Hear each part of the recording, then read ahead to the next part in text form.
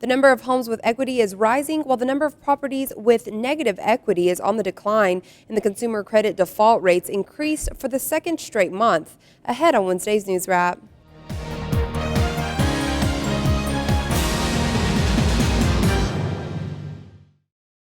The number of residential homes with negative equity, also referred to as being underwater or upside down, has been steadily declining in the last few years, while the number of homes with equity has been on the rise. That is a combination that bodes well not just for housing, but for the overall economy, according to CoreLogic's Q3 2015 negative equity report released on Tuesday.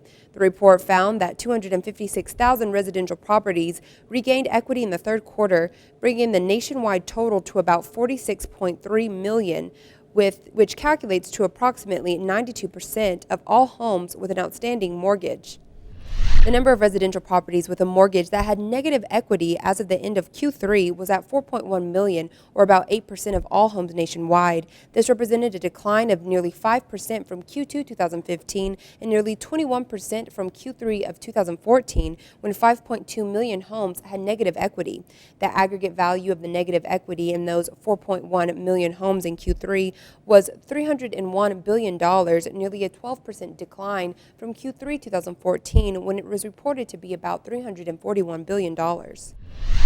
Consumer credit default rose for the second consecutive month in November, which is cause to keep a close eye on consumer finances in the coming year, according to the S&P Experian Consumer Credit Default Indices for November 2015 released Tuesday.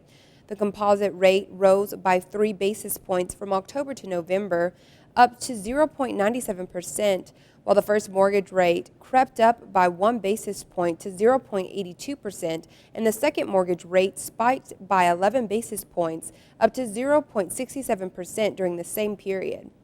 You can check out these stories and the latest happenings in the industry right here on our site. Thanks for joining us. We'll see you again on Thursday. Until then, stay with DSNews.com for your most relevant default servicing news.